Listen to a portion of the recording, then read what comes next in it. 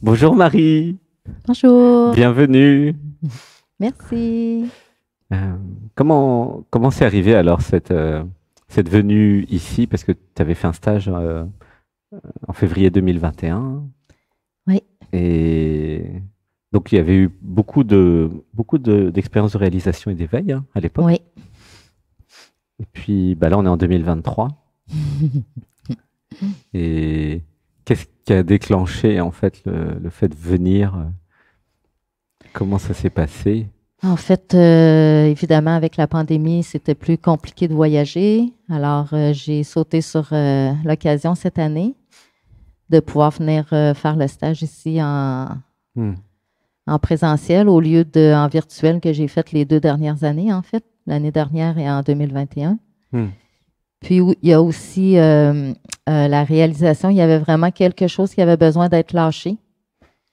Puis, évidemment, il y a juste avec l'aide de l'être que je peux réussir à faire, à lâcher ce qui avait besoin d'être lâché. hmm. Et qu'est-ce que tu as fait de Martine? On a fait le deuil de Martine, Hmm, mais dans une cérémonie très solennelle et très respectueuse, remplie d'amour hmm, pour celle qui m'a accompagnée pendant toutes ces années. hmm, Mais maintenant, il y a quelque chose d'autre qui m'accompagne.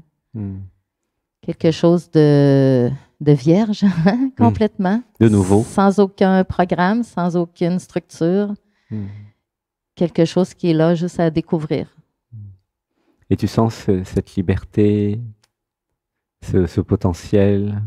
Hein. Oui, ça a juste envie de découvrir ça, puis d'aller vers cette nouvelle aventure. Hmm. Mm. Et comment c'était le yoga le matin? T'as- C'est pas quelque chose que j'avais l'habitude de faire. Euh, Évidemment, avec bon, toutes les programmations et tout, les traumas et tout, j'ai passé une partie de ma vie complètement dissociée de mon corps. Hmm. C'est vraiment quand j'ai découvert Sébastien que j'ai pris conscience de ça, puis que le travail a commencé sur la réintégration dans le corps. Les exercices, ça fait quand même spécial à pratiquer, mais cette semaine, c'était quand même une belle révélation de constater que je pouvais faire ça. Il y a quand même, ça a besoin quand même de pratique, Hmm. mais il y a comme une partie qui a envie de jouer à ça. C'est comme un jeu, Hmm. puis ça a envie de jouer à ça. Mm. Ça s'est reconnecté au corps physique? Ouais. Oui, Hmm. oh que oui, mais oui, ça a vraiment l'impression d'habiter complètement le corps maintenant. Hmm. Mm. Ouais, t'es là depuis 2 semaines. Hmm. Mhm. Et donc tu as fait 8000 kilomètres. Oui. C'est une grande intention. Hein. Hmm. Oui, mais en fait, il n'y a pas vraiment eu de choix. Hmm. Ah bon? On a donné un coup de pied au derrière et va. C'est l'être qui a dit Oui, va là. Ok. voilà. Oui, c'est ça. Hmm. Gratitude. Les initiations Shaktipat, t'en as fait un petit peu? Ouf. Oui. Oui, c'était très, très puissant. Ah oui. Hmm. En fait, c'est ça. Euh, Il n'y a pas la réalisation encore de la grandeur de ce qui a été vécu. C'est clair. Je pense que ça va s'intégrer dans les jours, les semaines, les mois à venir même. Hmm. Mais bon, des choses évidemment, des expériences magnifiques. Hmm. Sous l'arbre, on a fait des initiations. Oui, C'était très fort par moments, ça tremblait beaucoup. oui, Et ça va, c'est revenu normal oui, à peu près. oui, absolument.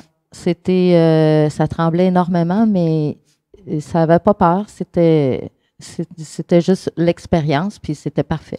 Hmm. C'était super. T'es sensible aux énergies en fait. Mhm. Et hmm. Du coup, bah, tu sens quand ça marche, quand ça fonctionne, quand ça fait quelque chose. Oui. Hmm. Les initiations avec les cendres, connexion à Shiva hier, côté chamanique, c'était. Ah, enfin, hier, c'était une journée chamanique, Hmm. complètement. Du début à la fin, j'ai reconnecté. Je me sentais vraiment comme si j'étais dans une autre vie, complètement dans une vie de chaman. C'est comme si tout connectait au chamanisme. Tout ce qui était fait dans la journée hier. C'était une journée extraordinaire. Je n'avais jamais vu le pouvoir du chamanisme à ce niveau-là. Et quel niveau, tu veux dire, en fait? Qu'est-ce qui t'a surpris? La puissance. Ah, la puissance? Oui. De quoi? De tout ce qui a été expérimenté, toutes les structures qu'on a faites. Chaque structure, pour moi, représentait quelque chose de chamanique derrière tout ça. Ah oui, les structures d'actes psychomagiques. Oui, absolument. Les cérémonies qui ont été faites aussi. C'était tellement... ouf. C'était connecté à la nature, donc connecté à tout ça. C'était une expérience complètement nouvelle. Oui, c'est des œuvres créatrices faites dans la nature, par la nature, exactement, avec l'être humain. Et c'était génial, la structure du deuil de Martine. La conscience qui fait le deuil du corps de souffrance que tu avais fait. C'était émouvant. Comment tu as vécu ce deuil, en fait, du corps de souffrance? En fait, ça a pris 2 jours. Oui, c'était... La première journée, ça pouvait pas, c'était pas capable de faire quoi que ce soit. Ça pleurait trop.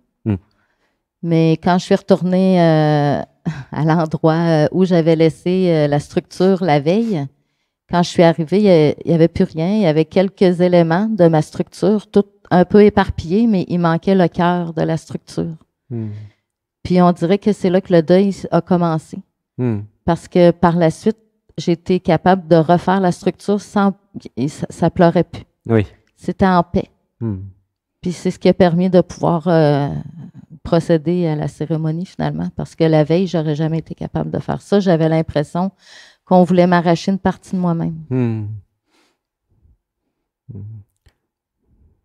Et pourtant, il y avait déjà eu la réalisation du soi et du non-soi en février 2021. Oui. C'était pas nouveau de sortir de Martine. Non, c'était pas nouveau, mais cette fois-ci, j'étais accompagnée. C'était différent. En 2021, c'était virtuel et à distance, c'était vraiment Québec. pas pareil, c'est ça. C'est quoi la différence avec un stage virtuel et puis venir ici, ou dialogue avec l'être et venir ici, la méditation, qu'est-ce que ça change? En fait, c'est l'accompagnement qui suit tout ça. Parce que, évidemment, que dans toutes ces expériences-là, on vit des choses qui peuvent être très, très fortes. Mais quand on les vit toutes seules chez nous, c'est complètement différent que de les vivre ici. On est supporté par tout le groupe. On est aussi supporté par toi quand on a besoin d'avoir des réponses. On a besoin de se faire dire intègre, il n'y a rien à faire ou quoi que ce soit. On a besoin d'être accompagné. C'est guidé, en fait. C'est guidé, tout à fait. C'est guidé. Et ça, c'est important. C'est très important, absolument. Oui, c'est comme si, ce que je ressens, c'est comme si on fait un voyage, mais guidé. Comme un guide touristique qui dit, OK, tu veux aller là, on y va ensemble avec un guide. Je ne vais pas tout seul voir un traumatisme ou une difficulté, j'y vais avec un guide. Exactement. Comme si on visitait un nouveau pays avec un guide, en fait. Ouais. Un guide qui connaît la région. Ou qui sait quoi faire en cas d'imprévu. Qui connaît la brousse. Un guide qui est expérimenté, en fait, effectivement. C'est beau de voir ça comme ça. Ouais. C'est un guide. Ce qui est logique, visiter un pays avec un guide, Sébastien, à chaque fois qu'il a fait ça, il a toujours vu beaucoup plus que s'il y allait tout seul. Hein. Évidemment. Que ce soit en Thaïlande ou ailleurs, avoir un guide, ça fait gagner du temps. Oui, puis ça nous permet d'aller plus loin aussi. Oui, puis ça dépend. Hein. Par exemple, faire de l'alpinisme, il vaut mieux prendre un guide de haute montagne. Là, c'est risqué, quoi. Donc, c'est un peu cette idée de... Génial. Et donc, la différence entre à distance et là, c'est que c'est guidé. C'est l'accompagnement qui vient avec, exactement. Et c'est plus puissant aussi, les méditations, peut-être, du dimanche? Quand même, non. Je trouve que en virtuel ou en présentiel, ça peut être aussi puissant. D'accord. Vraiment. Okay, c'est vraiment pas ça, c'est vraiment l'accompagnement quand on vit des choses très intenses. c'est de savoir qu'on est accompagné parce que c'est pas toujours facile. Oui, je crois que plusieurs fois, on a été respiré auprès de l'arbre au début. Oui, exactement. Il y avait l'arbre ancré Tout à fait. Qui nous aidait. Et donc, du coup, ça crée comme une sécurité de savoir que s'il y a la Kundalini qui s'éveille, s'il y a un truc, voilà, je vais pas être toute seule exactement. Allongée par terre, je vais être guidée. Il y a quelqu'un qui est là, qui sait quoi faire. Oui. C'est ça qui est rassurant, puis qui nous permet justement d'y aller, d'avoir envie d'y aller, et non pas de bloquer le processus. Oui, donc ça accompagne, donc comme un accouchement, j'ai l'impression. Ça accompagne un accouchement. Oui. Et la nourriture, comment tu as trouvé la nourriture ici par rapport à... J'ai découvert une nouvelle façon de manger. Ah oui? Tu ne mangeais pas comme ça chez toi? Non. Québec? Pas du tout. Pas du tout. Malgré le fait que oui, il y avait une volonté, mais il manquait quelque chose. Aujourd'hui, avec les 2 semaines qui viennent de passer, j'ai découvert la nourriture sous un autre angle. Aujourd'hui, j'aurais pas envie de revenir à ma nourriture d'avant. C'est comme ça fait plus de sens. C'est quoi la différence? C'est que j'ai juste, dans mon esprit, j'ai juste la couleur. J'ai envie de couleur, j'ai envie d'odeur, j'ai envie de saveur. De légèreté aussi, de légèreté, de toutes ces... J'ai découvert... C'est comme si j'ai découvert des nouveaux... une nouvelle perception au niveau du goût, mais aussi au niveau des yeux. De voir les assiettes qu'on mangeait, c'était tellement beau que ça donne même pas envie d'aller manger une pizza. Ah oui? Pas du tout. Ça t'a réconcilié avec la nourriture saine ou la nutrition, le manger en conscience? Oui. En fait, ça l'a comme fait disparaître la croyance que de vouloir manger sain, c'était ennuyeux. Ah oui, c'est une croyance. C'était sans goût, sans saveur, sans rien. Légumes vapeur sans sel. Exactement. C'est cette idée idiote que ça doit être dégueulasse. C'est ça, alors, exactement. On a vu que c'était gastronomique.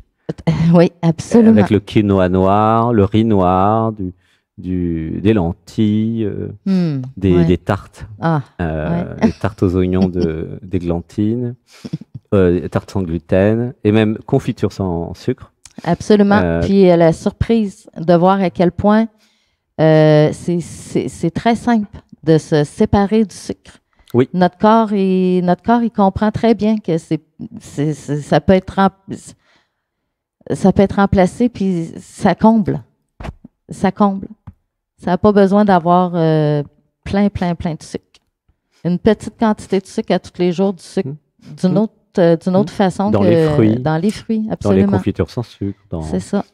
C'est toute cette nouvelle perception qui est arrivée puis qui a tout simplement plus envie de revenir.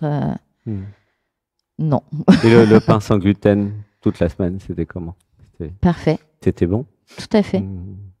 Très bien. Mais bon, évidemment, c'est comme dans cette nouvelle alimentation-là, le pain est comme plus vraiment sa place. J'ai comme pas nécessairement envie de manger du pain. Et tu as senti la différence avec ce qui vient du potager, les assiettes de Meslin avec le chiso, amarante, feuilles de betterave, basilic, etc. Oui, en fait, c'est ça. On développe comme la conscience qu'on mange la vie. On mange du vivant. C'est ça. Et tu as senti la différence au niveau de l'énergétique? Oui, absolument. Complètement. Et aider en cuisine, c'était sympa de faire à manger tous ensemble, t'as aimé? Oui, j'ai beaucoup aimé être en groupe, de pratiquer, de tout faire en groupe finalement. C'était wow. Ça change du Québec? Oh oui, découvert des personnes extraordinaires, mais aussi le plaisir d'être en groupe.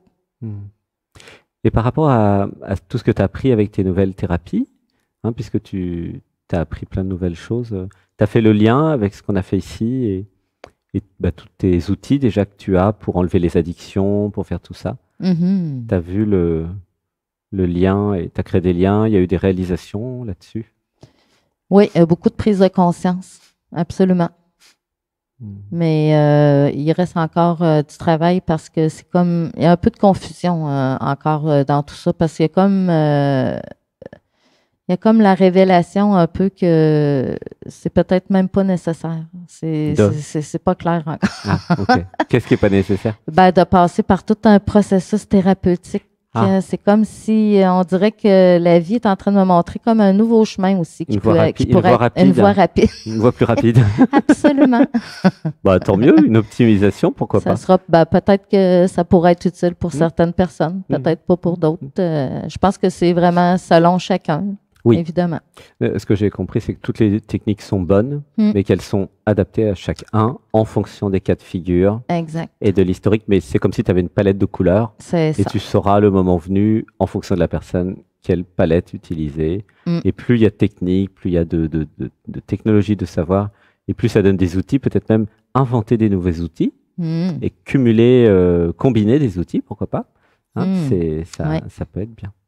Pour toi, ce type de retraite spirituelle, ça serait pour quel genre de personne? En fait... à qui tu conseillerais de venir? À la personne qui a un élan. L'élan du cœur? Ça prend l'élan, évidemment. Sinon, sinon, ça ne viendra pas, de toute façon. Mais ça prend vraiment un élan. Mais suivre cette voie-là, exactement. Quand la voix nous appelle à aller dans ce genre de retraite-là, de suivre, parce qu'il y a une raison. Il y a vraiment une raison pourquoi on va là. Pour chacun, c'est différent, évidemment, mais ça prend un début. Mais c'est nécessaire, puis c'est ça. C'est le début de la communication entre nous et l'être, en fait. Et pour quel genre de personne ce ne serait pas une retraite comme ça? En fait, pour ceux qui n'ont pas d'appel, c'est pas un endroit où on vient par curiosité. C'est vraiment un endroit où on vient parce qu'il y a un appel profond à l'intérieur, puis vraiment un appel de transformation. Un appel à être autre chose. Oui, ça fait beaucoup de transformations, en fait, entre l'alimentation, le yoga, tous les exercices. C'est énorme. Est-ce que c'est une colonie de vacances pour adultes avec beaucoup de rire et de fun? Oui, on pourrait le voir comme ça aussi, parce que c'est pas, justement, c'est pas quelque chose d'ennuyeux, une retraite nécessairement. On est en groupe. Oui, c'est très fun même. Il y a beaucoup de jouissance. C'est le contraire de l'ennui ici. Il y a de tout. Il y a de tout. Il y a de l'amour, il y a de l'accompagnement, il y a de la tristesse. On passe par tout, je crois. Toutes les émotions. Tout y passe. Toutes les émotions. Absolument. Mais c'est ça qui fait la beauté, mais la force. C'est comme si j'ai découvert une nouvelle famille. Tu as créé des liens. Oui. J'ai plein de sœurs maintenant que j'avais pas. J'ai découvert des sœurs de sang, des sœurs de cœur. Carrément. Gratitude, merci, je t'aime. Alors, attention, le genou. Ah, il y a un problème de genou. Gratitude, merci. Je t'aime. Merci d'être venu de si loin.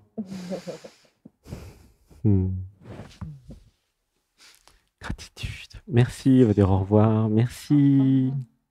À bientôt.